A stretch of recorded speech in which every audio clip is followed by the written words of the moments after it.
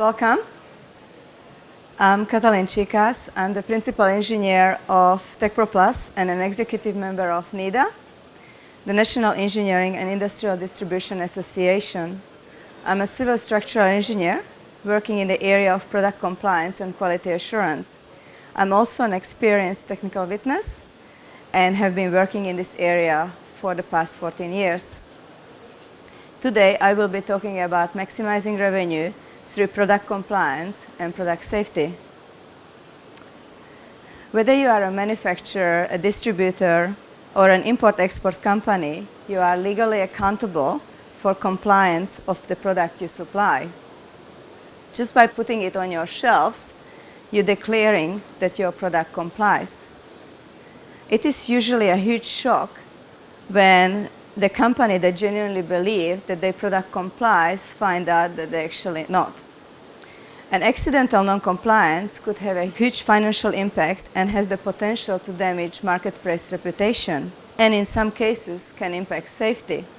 Today, I will briefly discuss the possible ways accidental non-compliance can occur, methods of the effective prevention and ways to minimize the risk, and the compliance checklist and its documentation, damage control, possible ways to limit liability before and after it happens. Controlling this matter could provide business confidence and peace of mind, enabling you to focus on running your business rather than being tied up with non-compliance matters. There could be some other benefits as well. For example, you could end up producing less waste and rework, which could positively impact your bottom line. Your business production will be more efficient and streamlined. People in your business will experience less stress and frustration, and being known as a reliable, good quality product supplier could mean a strong brand identity. In this new era of social media, non-compliance news can travel extremely fast and could cause greater damage than in the past when news circulation was a lot slower. Working on prevention of non-compliance is critical, and the key is to act early if you discover non-compliance. It is a smart move to engage a technical expert, not just a lawyer, especially if the product has already left your site. So how does accidental non-compliance happen? Often, it starts with a product that is compliant. It has been tested, and it has all the appropriate design documentation. But then gradually and quite unintentionally, the quality of the used material or the workmanship decreases. Sometimes companies substitute parts either because it's cheaper or because the original supplier is not in business anymore. From the outside, the product looks exactly the same, so it doesn't require retesting, and everything continues as normal. However, a number of small alterations could mean the product is no longer compliant. The danger is that nobody realizes it until it's too late. So regular monitoring can avoid this from happening. Accidental non-compliance is like a ticking time bomb, and not addressing it could put your company at risk. Obviously, the last thing any manager wants to worry about is the potential for all those ticking time bombs to go off. Their focus is to get on with business, meet budget, manufacture, sell, innovate, and acquire new products. Nobody wants to worry about the compliance of the products which are already on the shelves or forms part of the standard offer. The million-dollar question is then how to future-proof the ongoing product compliance matter in the most cost-effective way to provide peace of mind for all stakeholders. Before we explore some possible solutions, let's just take a look at the 4 most likely scenarios how accidental non-compliance can be discovered and their impact and implications. The first one would be catching it before it leaves your site. Perhaps a quality assurance check has revealed an issue on your product, or an observe and dispatch person notices that something is potentially non-compliant and raises the alarm. Of course, this situation could result in an upset customer or could cost you penalties, but of all of the possible scenarios, this is potentially the least damaging. The best thing is to do to stop the non-compliant product leaving your premises. If possible, fix the product, manufacture a new one, or obtain a compliant product, even if you have to buy it from your competition. And if that isn't possible, apologizing to the customer and canceling the order is a far better option than releasing something which could damage your company's marketplace reputation. Once I was working for one of Fletcher's companies, I was on my way to the factory and I just noticed something which potentially looked non-compliant. So I gone there, had a look, and the product wasn't compliant. I stopped it from being dispatched. Now, I wasn't the most popular person at the time, but at the end, everybody was grateful and thankful because company's reputation got intact. And in almost all cases, if non-compliance is addressed early, the cost spent on coming up with a reliable and ongoing compliant product is recovered in a few months of production. And after that, you could just carry on reaping the benefits of your work. The second option would be catching it before it is installed or used. This option requires a sharp-eyed and cooperative customer or installer who stops the installation process. They then contact you when they notice something what doesn't seem right and with the product. This scenario could damage your image, but overall, all the cost and reputation implications are significantly minimized. To deal with this situation, you could adapt the same approach as previously mentioned. The third scenario would be it's already installed, being used, and it doesn't perform. Imagine thousands of $10 items which are non-compliant. And then you find out they are cast in concrete, and it's gonna cost you megabucks to fix it. The project is delayed, penalties are pending, the heat is on you, and your customer wants a fix yesterday. As a supplier, you might need to dedicate a staff member to manage the matter, and they are unable to do their normal work. Find a solution, and perhaps even engage an expert, supply and install, and pay for all the solution. And in the meantime, your reputation could be damaged, which has the potential to be a long-term issue. If you avoid an arbitration or a court case in this instance, you could consider yourself really lucky. And the fourth scenario is the product is installed, used, and doesn't perform, and it damages the property or harms a human being. This is every company's worst nightmare, and I'm sure I don't need to detail the implications here.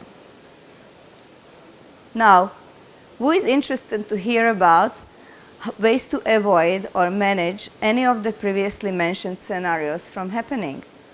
The aim is to have an all-time compliant product which is produced, sourced in the most economical and reliable way.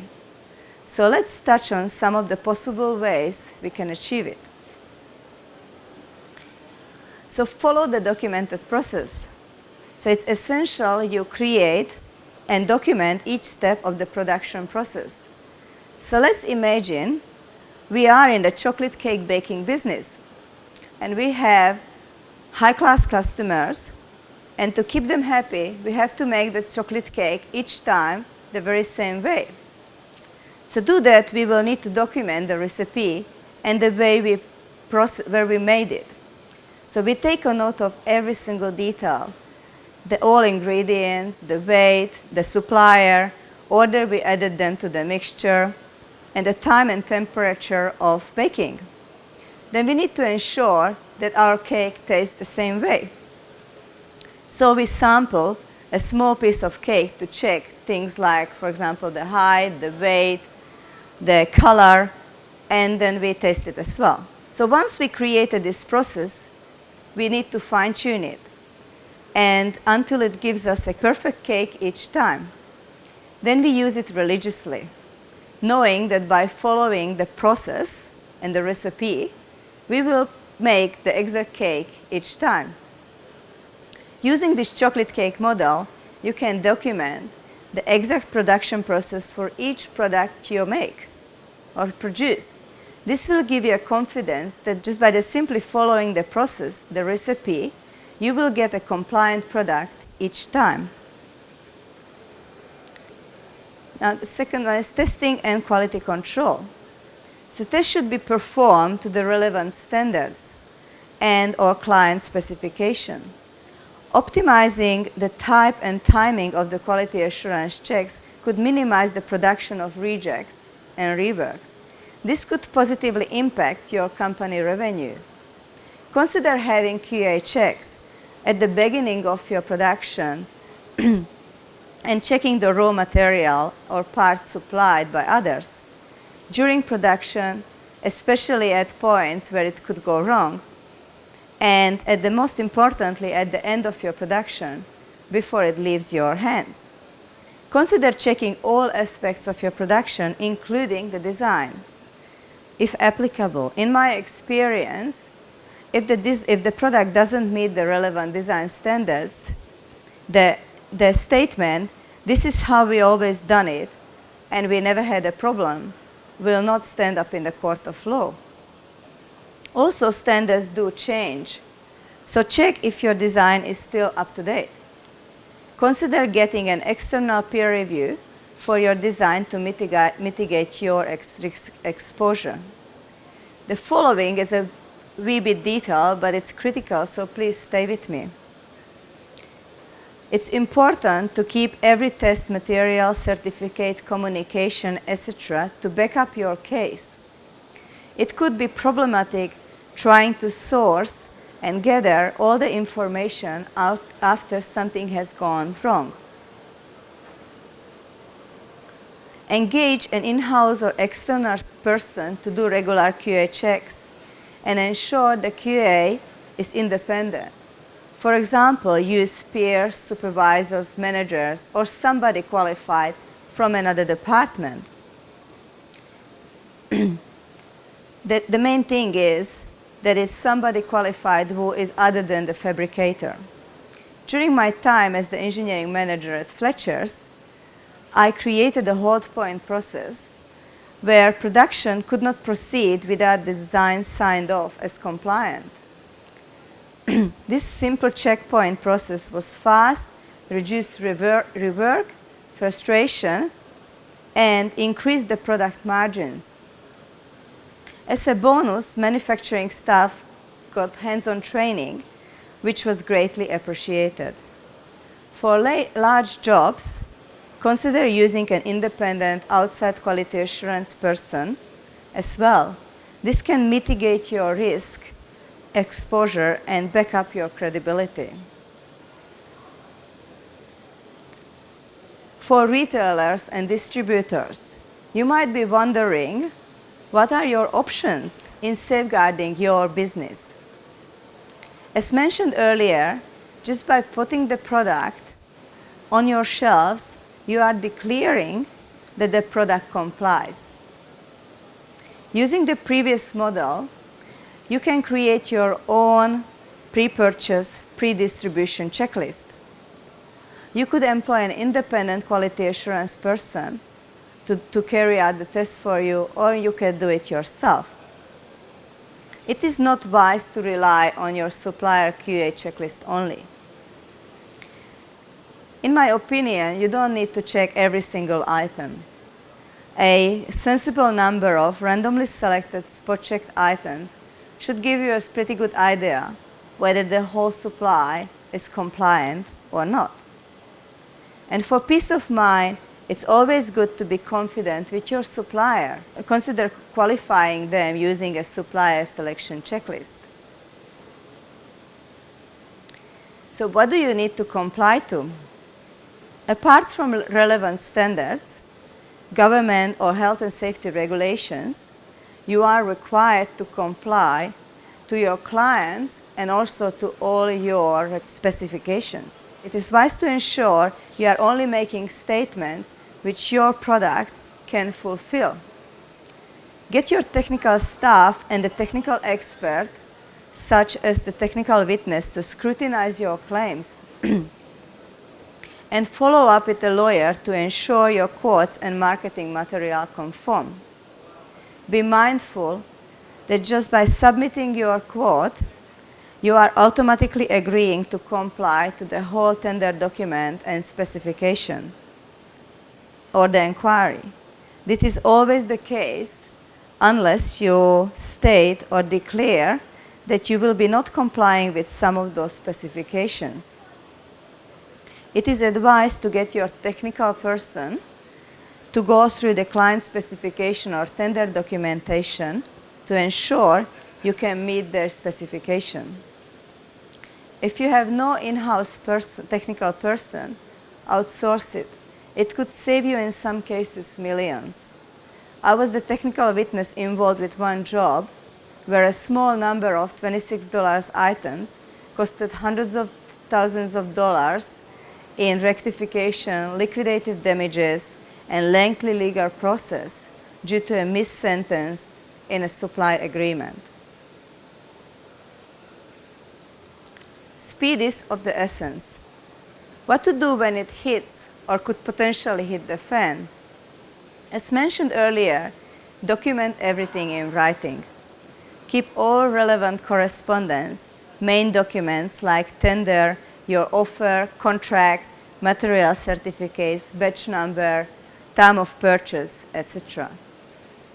And as soon as you think it starts to turn pear-shaped, start documenting, journaling all the events, and get a technical expert, not just a lawyer, as soon as possible.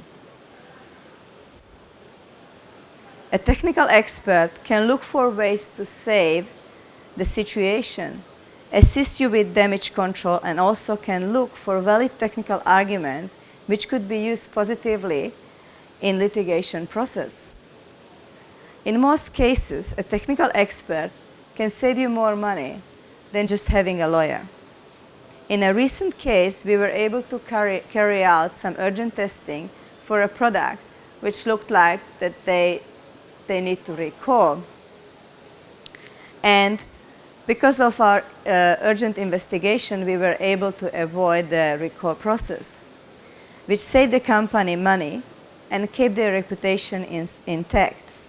We redesigned the product, which greatly improved the safety, and as a result of our fast and comprehensive actions, my client was not jeopardized, and now the product is sold widely.